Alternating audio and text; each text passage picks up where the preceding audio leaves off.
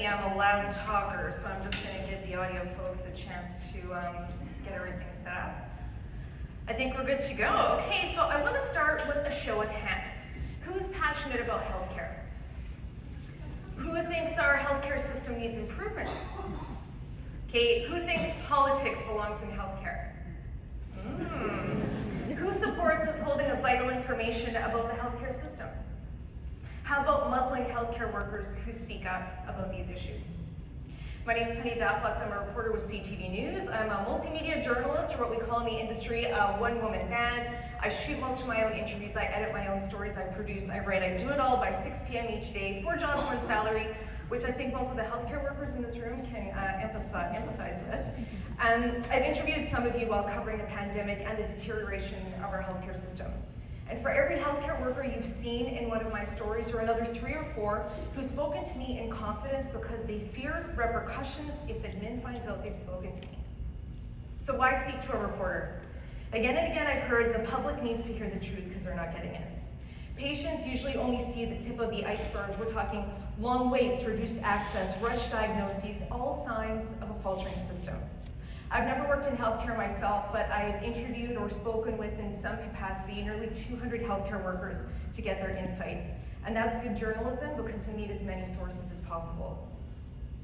What's been toughest accessing is official, reliable information that tells us how it's going for patients, for staff, for the entire system.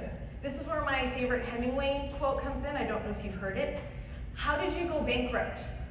Gradually, then suddenly. That's what's been happening to public confidence in the management of our healthcare system. Wait lists grow, little fees get introduced, more people don't have a family doctor. This happens gradually. We knew there were cracks in the system, and the pandemic forced those cracks into chasms gradually, then suddenly the system falters. Long waits, occasional hallway medicine in hospital, now the daily norm gradually, then suddenly, and mild fatigue has turned into chronic exhaustion.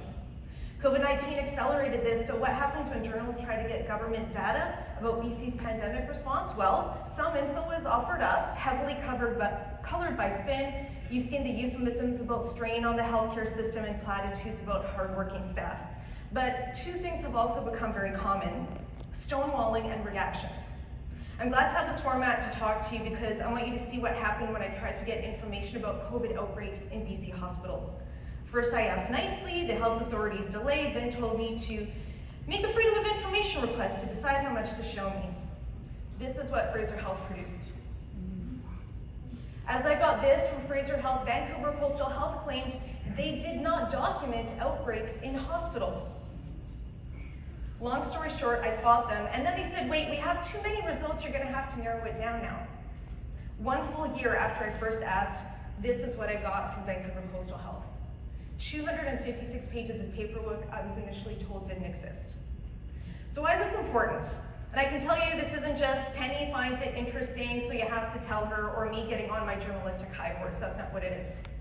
In the first year and a half of the pandemic, 1,619 people caught COVID-19 in a BC hospital. They walked in the doors for something else, a broken arm, abdominal pain, something else. They got the virus that made them sick, and 274 of them died. Was this a lack of PPE, poor ventilation, same problems over and over again, or new things? I believe some of those answers are behind that black ink, and they're important. They're important for workers in the system. They're important for patients weighing personal risk. Later, when I tried to learn how our government was making decisions about COVID, it may not surprise you I had to file another FOI request because I was trying to find out, were they making decisions about public health measures like masking based on popular opinion or despite it? This is what I got back. More than 400 blank pages. Polling data specifically can't be withheld under the Freedom of Information and Privacy Act, and yet they did. And I know I look amused in this photo, but that is not the correct word for how I was actually feeling when I got that response back. So what actually happened was they withheld pages 2 to 413 and a scattering after, but they didn't want another pile of black pages like I got on that other result. So instead they said, we're just not going to show you.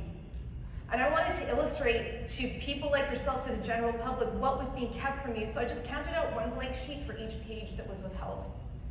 It seems like a comical cat and mouse game, I know, but this amounts to what I've been calling weaponizing of freedom of information. Our government and health authorities have been fighting what should be a routine disclosure, and they're forcing newsrooms they know are struggling with layoffs and cutbacks, constantly struggling, I'm telling you, on a daily basis. They're making us take valuable time filling unnecessary FOI requests in an era when people don't know what's real. There's so much disinformation and misinformation, and this kind of behavior erodes public trust. So making everything look rosy and suppressing bad news information may be politically helpful in the short term, but it's a danger to our society and it needs to be called out. The same way an oncologist needs to assess, diagnose, and have an honest, maybe difficult conversation with their patients, so too do public health leaders and the politicians who control the policies and the purse strings need to have an honest conversation about the system. Change isn't always easy, but it is possible even for public bodies. I know, like, where to start at this point, right? Well, why not a public dashboard? The number of people without a family doctor, length of waits for mammograms, the number of people waiting for a hip replacement, and how long. We have the technology, we've seen it during the pandemic. What we don't have is the political will, because showing might mean seeing that things aren't going so well. Clear-eyed assessment, transparency, talking about the hard stuff, this should all be a given. Taxpayers, patients, healthcare workers, we're all adults capable of walking and chewing gum at the same time, because we have difficult discussions ahead of us. BC is increasingly relying on private companies to deliver public services, including surgeries and nursing staff propping up our hospitals. Are these necessary evils or smart fixes? Information is buttoned down tight and policymakers don't want you to look too closely. Why? And does it have to be this way? Maybe it's time to look at the healthcare system as if it were an ailing patient, requiring as much information as possible to assess, diagnose, and treat in full daylight.